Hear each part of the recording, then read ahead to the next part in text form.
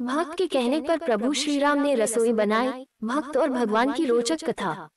बहुत साल पहले की बात है। एक आलसी लेकिन भोला भाला युवक था आनंद। दिन भर कोई काम नहीं करता, बस खाता ही रहता और सोए रहता। घर वालों ने कहा कि चलो जाओ निकलो घर से, कोई काम धाम करते नहीं हो, बस पड़े रहते हो। वह घर से निकलकर यूं ही भटकते हुए एक आश्रम पहुंचा। वहां उसने देखा कि एक गुरुजी है और उनके शिष्य कोई काम नहीं करते, बस मंदिर की पूजा करते हैं। उसने मन में सोचा कि यह बढ़िया है, कोई काम धाम नहीं, बस पूजा ही तो करना है। गुरुजी के पास जाकर पूछा, क्या मैं यहाँ रह सकता हूँ? गुरुजी बोले, हाँ हाँ क्यों नहीं, लेकिन मैं कोई काम नहीं कर सकता हूँ। गुरुजी, कोई काम नहीं करना है, बस पूजा करना होगी।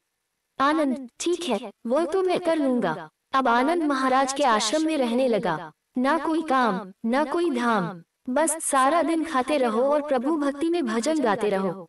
महीना भर हो गया, फिर एक दिन आई एकादशी। उसने रसोई में जाकर देखा कि खाने की कोई तैयारी नहीं। उसने गुरुजी से पूछा कि आज खाना नहीं बनेगा क्या? गुरुजी ने कहा, नहीं आज तो एकादशी है, तुम्हारा भी उपवास है।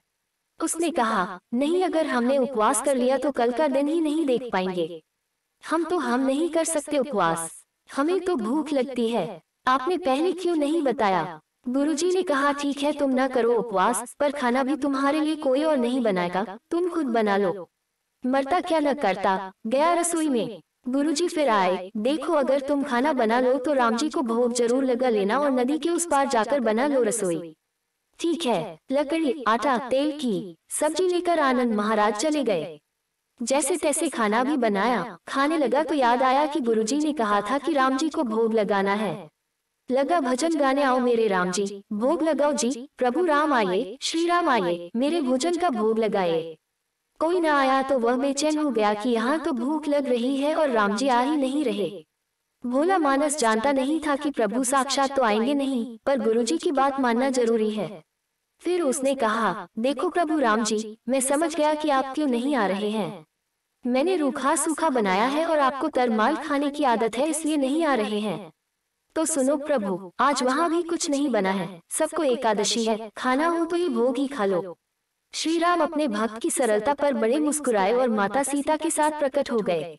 भक्त असमंजस में, गुरुजी ने तो कहा था कि राम जी आएंगे, पर यहाँ तो माता सीता भी आई हैं और मैंने तो भोजन बस 2 लोगों का बनाया है।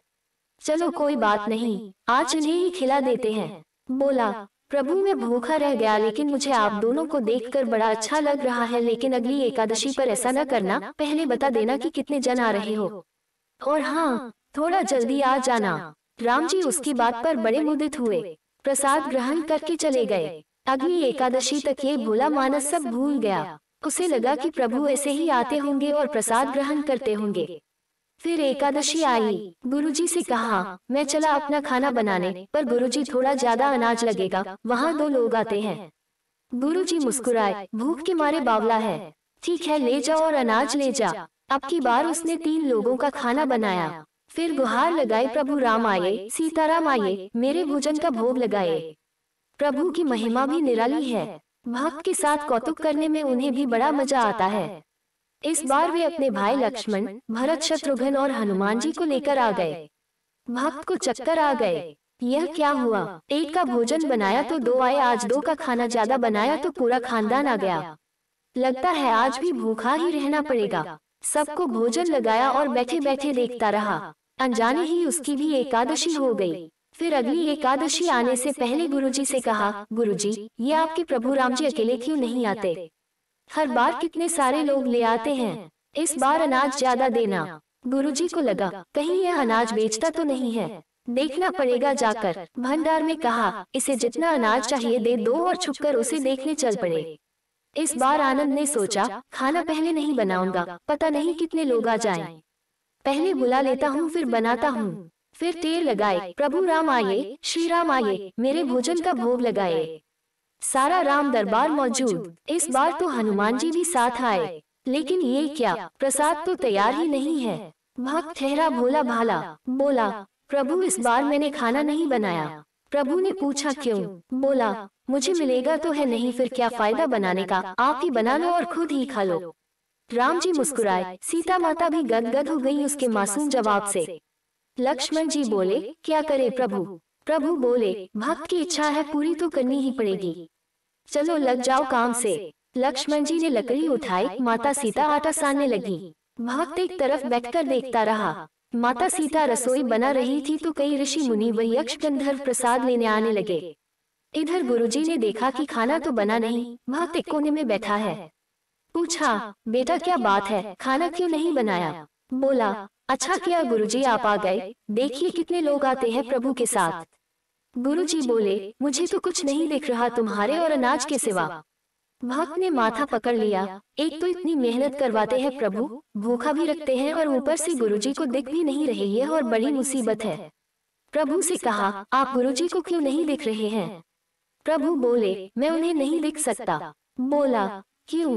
वे तो बड़े पंडित हैं, ज्ञानी हैं, विद्वान हैं, उन्हें तो बहुत कुछ आता है, उनको क्यों नहीं दिखते आप? प्रभु बोले, माना कि उनको सब आता है, पर वे सरल नहीं है तुम्हारी तरह, इसलिए उनको नहीं दिख सकता। आनंद ने गुरुजी से कहा, गुरुजी प्रभु कह रहे हैं कि आप सरल नहीं है इसलिए आपको नहीं दिखेंगे। गुरुजी रोने और कहने लगे कि वाकई मैंने सब कुछ पाया, पर सरलता नहीं पा सका तुम्हारी तरह, और प्रभु तो मन की सरलता से ही मिलते हैं। प्रभु प्रकट हो गए और गुरुजी को भी दर्शन दिए। इस तरह एक भक्त के कहने पर प्रभु ने रसोई भी बनाई।